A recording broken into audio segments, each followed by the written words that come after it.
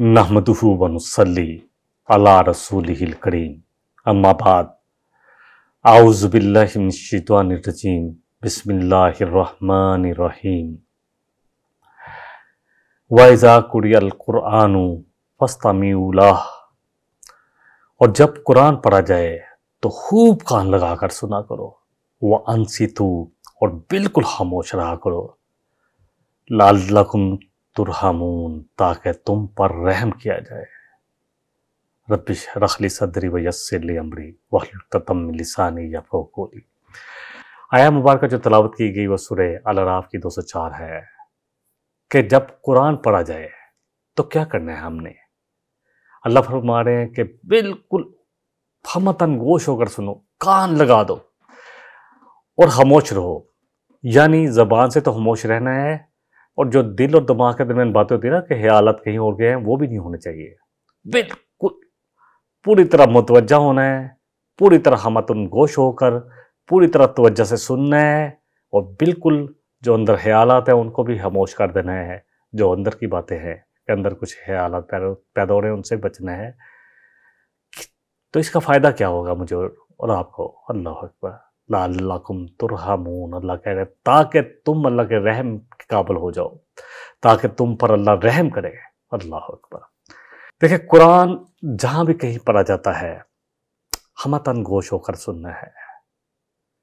बाज़ लोग कहते हैं जी वो कुरान को क्योंकि ये तो बड़ा सुकून वाली चीज़ है, तो हम जैसे कुरान शुरू होता है नींद आ जाती है।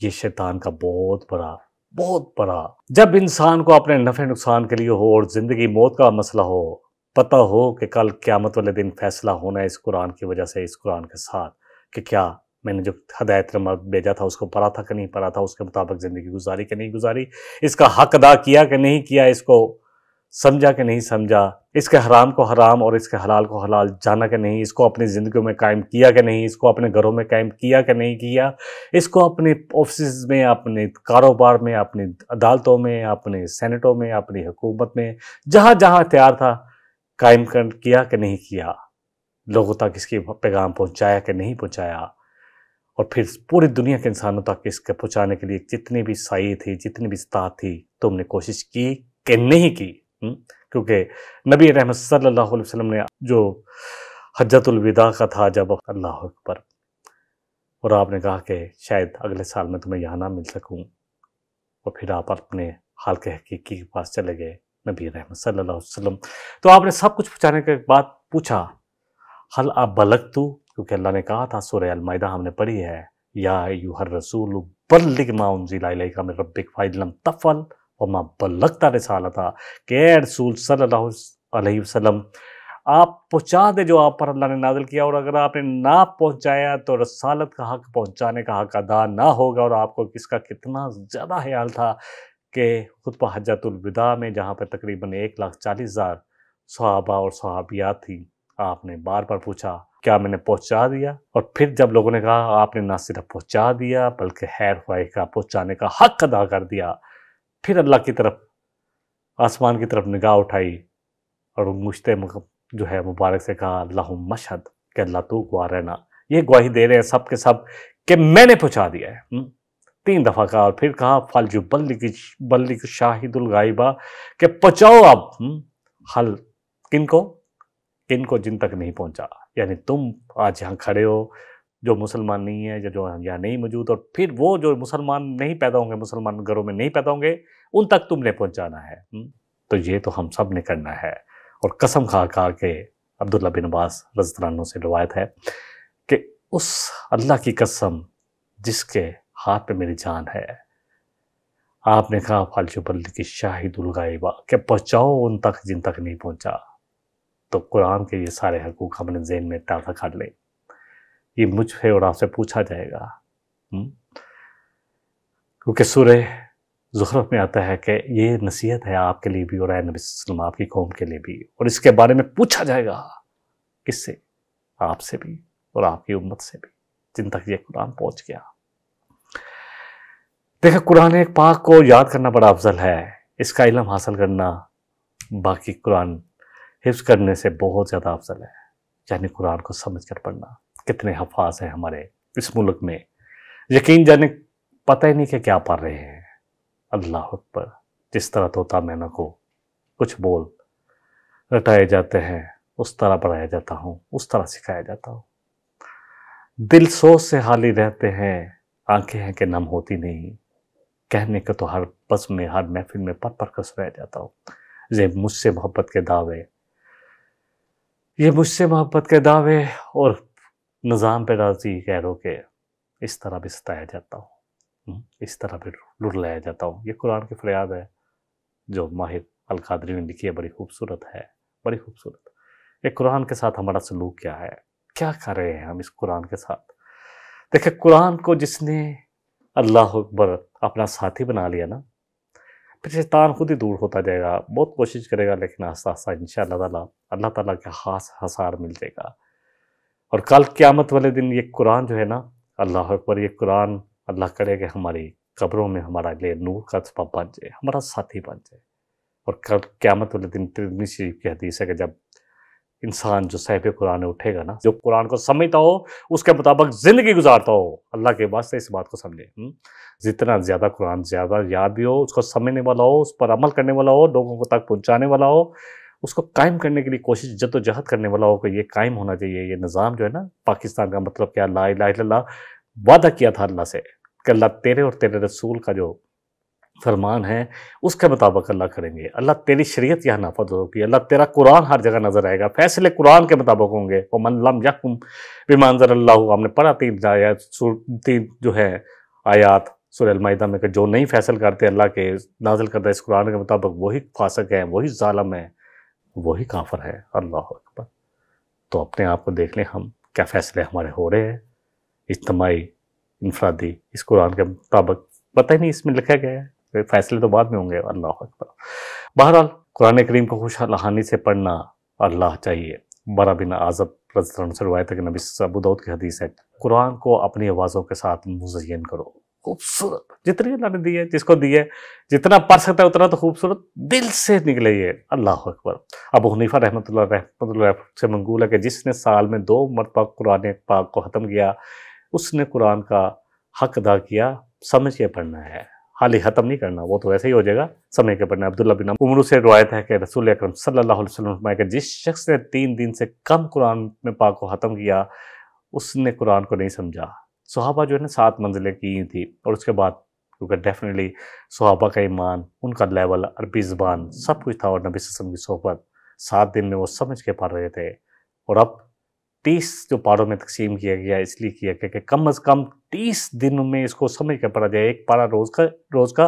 دیکھیں اگر زبانی ویسے پڑھا جائے تو آدھا گھنٹہ، اور سمجھ کر اگر ترجمے کا، کسی کو ابھی عربی نہیں آتی تو اللہ کے واسطے ترجمے کے ساتھ ضرور پڑھے، چاہے 1.5 گھنٹہ لگے، 1 گھنٹہ لگے، اور غور و فکر کرے۔ اللہ اکبر۔ تو اس نے قرآن کو نہیں سمجھا جس نے 3 دن سے پہلے ختم کیا۔ ترمذی شریف کی حدیث ہے 2949۔ عطا بن ابی رباح سے ہے روایت کے بستر پر لیٹ کر قرآن پڑھنا جائز ہے۔ کچھ لوگ کہتے ہیں یار بستر پہ لیٹے ہیں قرآن پڑھیں، ہاں بیت الخلاء میں، غسل خانے میں قرآن پڑھنا جائز نہیں ہے، اس سے رکنا چاہیے۔ حسن بصری، سعید بن جبیر، عطا بن ابی رباح سے بھی یہ بھی ہے روایت ہے کہ بہرحال قرآن مجید کو خواہ نماز میں پڑھا جائے، خطبے اور بعد میں، یہاں کیونکہ کہا گیا خاموش رہنا ہے، خاموش رہنا ہے، خطبے اور بعض میں یا عام تلاوت کیجئے، ہر صورت میں قرآن کی بڑی توجہ سے سننا ہے۔ دیکھیں وہ حدیث مسلم شریف کی اپنے ذہن میں لے آئے، میں نے بیان کی تھی کہ آپ نے کہا کہ جب نبی صلی اللہ علیہ وسلم فرمایا، ابو ہریرہ رضی اللہ عنہ راوی ہے، کہ جب قرآن پڑھا جائے تو پورا خامتاً گوش ہو کر خاموشی سے سنو، پورے کان لگا کے دل میں ہر لفظ اترتا ہو۔ تو فرمایا جب ہم امام کے پیچھے ہوں، یعنی کہ امام جب قرات کر رہے ہوں تو اس وقت، تو فرمایا دل میں پڑھ لیا کرو، اس وقت بھی دل کے ساتھ جوڑے۔ اگر ہم منہ کے ساتھ پڑھیں گے اور امام بھی پڑھ ہوگا تو امام بھی ڈسٹرب ہو جائے گا کہ پڑھ رہے ہیں، تو دل پورا لگا ہو، الحمدللہ رب العالمین، دل ہمارا دہرائے کہ الحمدللہ رب العالمین الرحمن الرحیم، سب جو بہت مہربان نہایت رحم کرنے والا ہے۔ اور سورہ فاتحہ جو ہے اور اس کے علاوہ باقی قرآن کو پورے ہمتاً گوش ہو کر سننا، یہ قرآن کا حق ہے، چاہے نماز ہو، چاہے کوئی محفل ہو۔ اگر ہم کہتے ہیں نا ہمیں نیند آ گئی ہے تو ہم اپنا علاج کرائیں اور سمجھیں اس بات کو کہ اللہ نے ہمیں، اللہ اکبر، یہ قرآن ہمارے اندر نہیں جا رہا تو اس میں ہمارا ہی قصور ہے کہ اللہ کا پاک کلام نہیں اترا، باقی دنیا کی باتوں میں ہم پورے مشغول ہوں، اور قرآن جب پڑھا جائے تو ہمیں نیند آتی ہے، تو اس کا مطلب ہے کہ ہم نے قرآن کو جانے نہیں ہے، اس کی حیثیت ہمارے دلوں میں آئی ہی نہیں ہے۔ انشاءاللہ سورہ انفال شروع کریں گے تو اس پر بھی بات کروں گا کہ قرآن کتنی حیثیت والا کلام ہے۔ رونگٹے کھڑے ہو جاتے ہیں جن کو یہ بات سمجھ میں آتی ہے قرآن کی۔ پھر ان کے دل اور ان کے نگاہیں، ان کے دل، ان کے جسم، روح تک مائل ہو جاتی ہے کہ اللہ کے ذکر کی طرف، اللہ کی نصیحت کی طرف آئے، اللہ کے احکامات کے مطابق اپنی زندگی گزاریں۔ بہرحال خطبہ ہو، واز ہو، لوگ آپس میں باتیں کرتے ہیں، بالکل خاموشی سے قرآن کو سننا جو ہے فرض ہے۔ تلاوت قرآن اور قرات کے وقت خاموش رہنا فرض ہے۔ ان فی ذالک، اور یہ قرآن کن کے لیے نصیحت بنے گا؟ اللہ سبحانہ وتعالیٰ فرمانے سورہ قاف کی آیت نمبر 37 میں، ان فی ذالک لذکر، یقیناً اس قرآن میں نصیحت ہے۔ کس کے لیے؟ لمن کان لہ قلب، اس کے لیے جس کے پاس دل ہے، ایسا دل جو اللہ کے ساتھ مائل ہے، جو تعلق رکھتا ہے، جو اللہ اکبر سمجھتا ہے کہ مجھے قرآن جو ہے یہ اللہ کی کتاب ہے۔ القى السمع، اور پھر دل سے سننا ہے اور پوری توجہ اس طرف مرکوز کرنی ہے۔ کان جو ہے نا کسی اور بات کو سننے کے لیے تیار ہی نہ ہو کہ بس اب قرآن پڑھا جا رہا ہے، وَهُوَ شہید، اور پوری طرح حاضر ہو کر سونا نہیں ہے۔ ہاں، جو ہم نے سمجھ لیا کہ خود کسی کو اونگ آ سکتی ہے ایسے، لیکن پتہ چلے کہ جب قرآن میں جاتا ہے جی ہمیں نیند آ جاتی ہے، اور پھر اپنی طرف سے ایک مثال بنا لیجیے، وہ قرآن کیونکہ جو ہے پھولوں کی مسحری ہے، اس لیے وہاں پہ نیند آ جاتی ہے، اور باقی دنیا کانٹوں کا گھر ہے جس پہ ہم بیٹھ کے 2 گھنٹے 10 گھنٹے گپے مارتے ہیں۔ اللہ اکبر۔ اللہ سے دعا مانگیں کہ اللہ قرآن کے ساتھ ہمارے دلوں کو جوڑ دے۔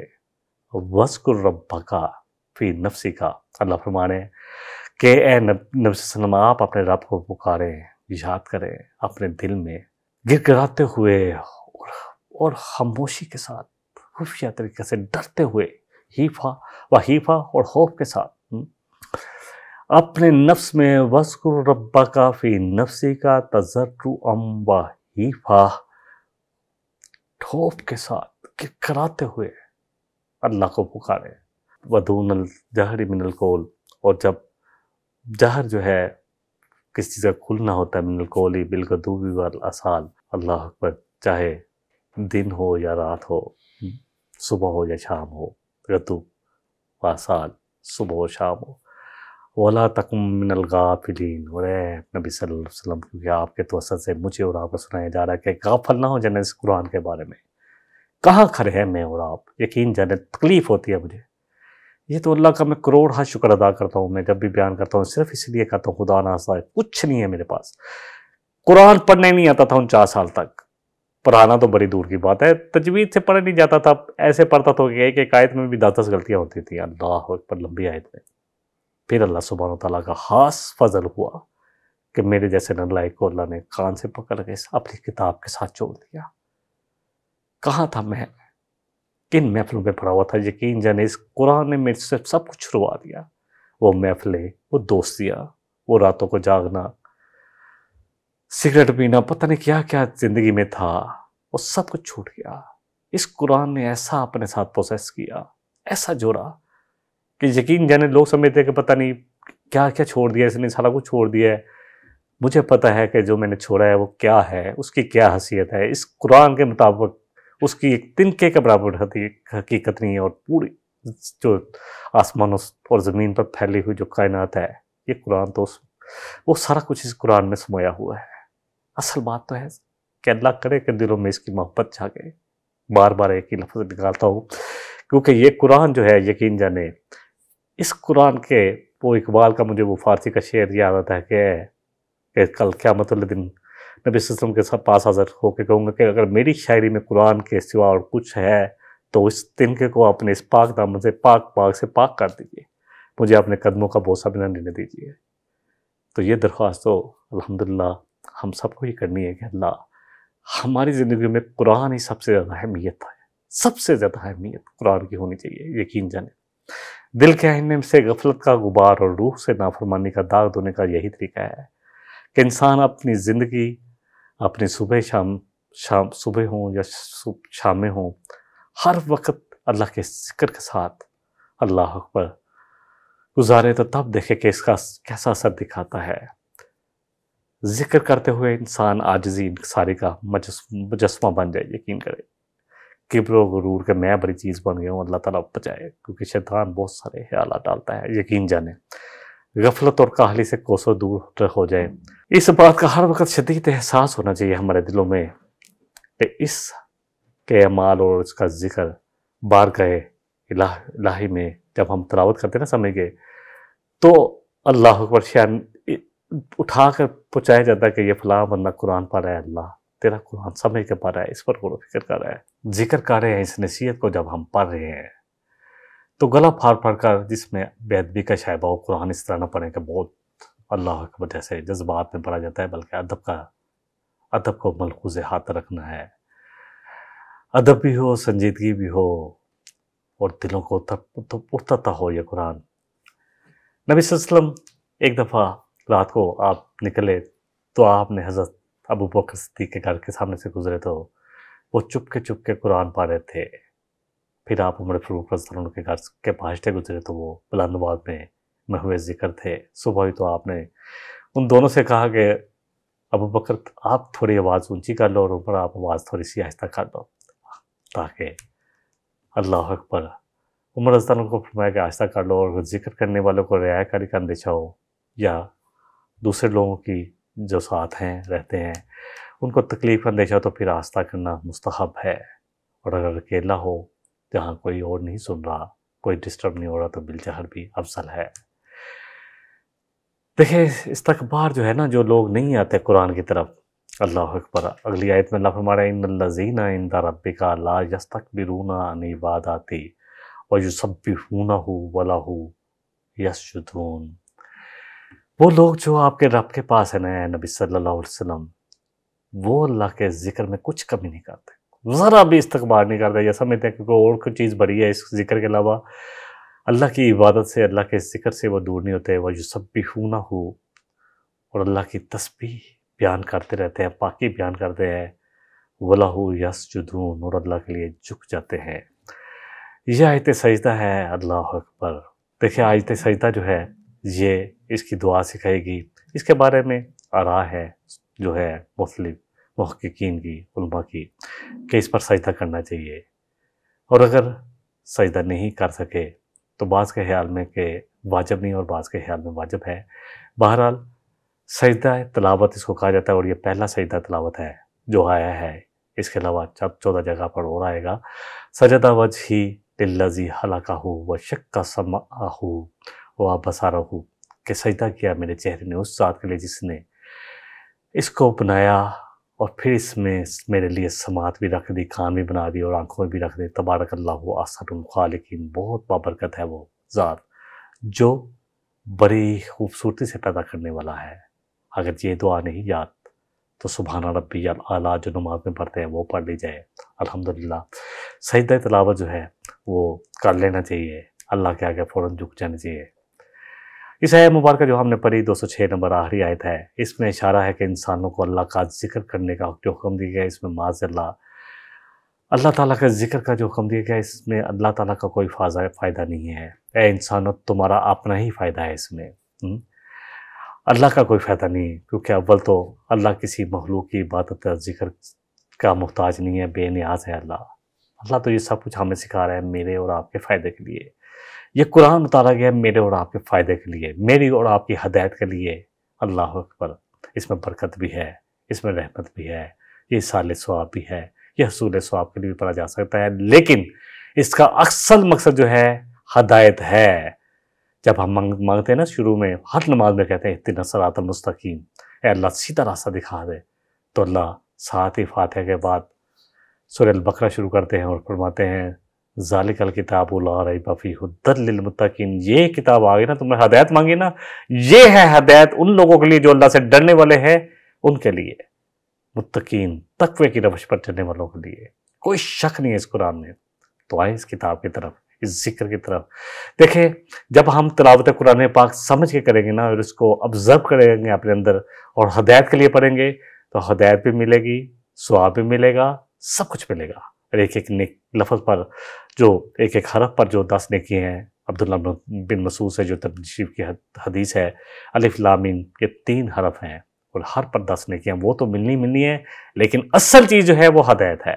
جب ہدایت مل گئی تو پھر کامیابی مل گئی، جب کامیابی مل گئی تو اللہ اکبر، اللہ اپنے فضل سے ہم سب کو کامیاب بنا کر انعام یافتہ لوگوں میں شامل کر لیں، نبیوں میں، اللہ اکبر، صالح شہداء میں، صدیق ہیں نبیوں کے بعد، شہداء و صالحین، اور کتنا خوبصورت ان کا ساتھ ہے۔ اللہم اجعلنا منہم، اللہ ہمیں ان کا ساتھ عطا فرما دے، جن لوگوں کو ان کا ساتھ عطا فرمانا ہے اللہ ہمیں ان میں شامل فرما لے، اللہ اپنے فضل سے شامل فرما لے۔ دوسرا یہ کہ ایک تو یہ اللہ کو کسی کی ضرورت نہیں ہے، لیکن یہ ہم اپنے لیے کرتے ہیں۔ دوسرا اس میں ایک بڑی مخلوق یعنی فرشتے ہر وقت اللہ کے ذکر میں مشغول رہتے ہیں، بلکہ انسانوں کو جو ذکر کا حکم دیا ہے اس میں خود انسانوں کا ہی فائدہ ہے، کیونکہ یہ ذکر اللہ اکبر جب دل میں سما جائے تو شیطان سے وہ دل محفوظ ہو جاتے ہیں، اور یہ بڑا مفید ثابت ہوتا ہے شیطان کے وسوسے سے بچنے کے لیے، اور اس کے ذریعے وہ گناہ اور جرائم، وہ مظالم جو شیطان ہمارے دلوں میں ڈالتا ہے، ہم اس سے بچ سکتے ہیں۔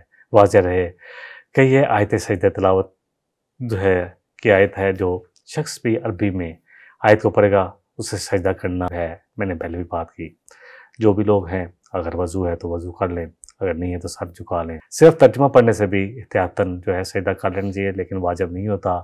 ان الذین عند ربک لا یستکبرون عن عبادتی، وہ اس کی تسبیح کرتے ہیں، اور اس کے لیے جو لوگ استکبار نہیں کرتے، اپنے آپ کو بڑا نہیں سمجھتے، تو اپنے رب کی تسبیح بھی کرتے ہیں اور اس کے لیے جھکے رہتے ہیں۔ دیکھیں، الہکم الہ واحد فالذین لا یؤمنون بالآخرہ، اللہ تو ایک ہی ہے جو اکیلا ہے، اور وہ لوگ جو آخرت پر ایمان رکھتے ہیں، قلوبہم منکرۃ وہم مستکبرون، استکبار کا لفظ ہے نا، جو ایمان نہیں رکھتے تو ان کے دل جو ہے نا وہ انکار کرتے ہیں اللہ کی بات کو ماننے سے، اور وہ اپنے آپ کو بڑا سمجھتے ہیں۔ دنیاوی تعلیم پر ہمارا بڑا زور ہے، ہم سمجھتے ہیں یہ زیادہ ضروری ہے، کریں پی ایچ ڈی کریں، ہر سبجیکٹ میں کریں، پی ایچ ڈی کریں، فزکس میں کریں، میتھمیٹک میں کریں، انجینئرنگ میں کریں، جائیں آگے جہاں تک جا سکتے ہیں، پڑھیں، اللہ اکبر، لیکن قرآن ساتھ سب سے پہلے پریورٹی پہ رکھ لیں، پھر قرآن کے ساتھ جب ہم پڑھیں گے تو پھر فائدہ ہمیں خود نظر آ جائے گا۔ اللہ فرما رہے ہیں، یہ سورہ نحل کی آیت ہے جو میں پڑھ رہا ہوں، آیت نمبر 22 اور 23 ہے، لا جرم ان اللہ یعلم ما یسرون وما یعلنون، کوئی شک نہیں اللہ جانتا ہے جو تم چھپاتے ہو، جو ظاہر کرتے ہو، انہا لا یحب المستکبرین، اللہ نہیں پسند کرتا جو استکبار کرتے ہیں۔ اور پھر اللہ فرما رہے ہیں، اللہ اکبر، سورہ مومن کی آیت اکثر خطبات میں آپ سنتے ہوں گے، وقال ربکم ادعونی، کہ اور کہتا ہے تمہارا رب کہ مجھے پکارو، مجھ سے مانگو، میرے آگے التجا کرو، استجب لکم، میں تمہاری دعاؤں کو قبول کروں گا، میں تمہیں عطا کروں گا۔ ہاں، ان الذین یستکبرون عن عبادتی، جو مجھ سے مانگنے پر استکبار سمجھتے ہیں کہ ہم بڑے ہیں، نہیں جی ہمیں ضرورت نہیں ہے، سیدخلون جہنم داخرین، تو میں عن قریب ان کو ذلیل کر کر جہنم میں ڈالوں گا۔ سورہ مومن کی آیت نمبر 60 ہے۔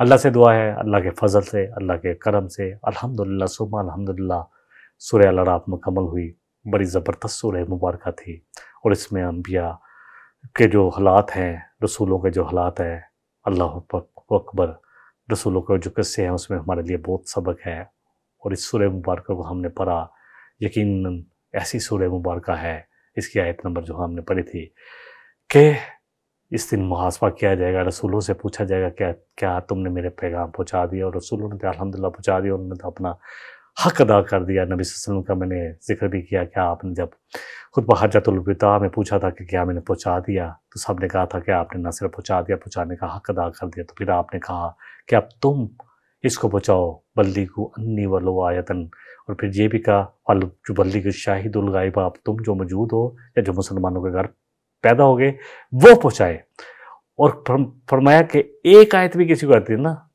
وہ بھی پہنچائے، وہ بھی اس پہنچانے والے کام سے دور نہ رہے۔ اللہ تعالیٰ مجھے اور آپ کو جتنا کہا ہے اس سورہ مبارکہ کو بیان کرتے ہوئے، مجھ سے جو کمی کوتاہی ہوئی اللہ اس کو درگزر فرماتے ہوئے مجھے معاف کر دے، اور جو اچھی بات نکلی ہے وہ بے شک اللہ کی طرف سے ہے، اور جو کوئی بات میرے منہ سے یا کمی کوتاہی وہ بے شک میرے نفس کی طرف سے ہے، میری ہی اپنے لا علمی کی وجہ سے ہے۔ اللہ تعالیٰ ہم سب کو قرآن کے ساتھ جوڑ دے، اسی میں ہماری بقا ہے، اسی میں ہماری سلامتی ہے، اور آج جو حالات مسلمانوں میں ہیں بے شک اس قرآن کے ساتھ جڑنے سے ہی وہ دور ہو سکتے ہیں، اس قرآن پر عمل کرنے سے دور ہو سکتے ہیں۔ ان اللہ یرفع بہذا الکتاب اقواما، کہ اللہ نے اس قرآن کے ذریعے بہت سارے لوگوں کو جو مسلمان قومیں تھیں ان کو سرفرو کیا، بلند کیا۔ وَجَزَاءُ بِهِ آخرین، اور اس کو چھوڑنے کی وجہ سے بہت سارے ذلیل و خوار ہوئے، جس پر اقبال نے کہا تھا وہ زمانے میں معزز تھے مسلمان ہو کر اور تم خوار ہوئے تارک قرآن ہو کر۔ واحد دعوانا الحمدللہ رب العالمین۔ إن هذا القرآن يهدي للتي هي أقوم ويبشر المؤمنين الذين يعملون الصالحات أن لهم أجرا كبيرا۔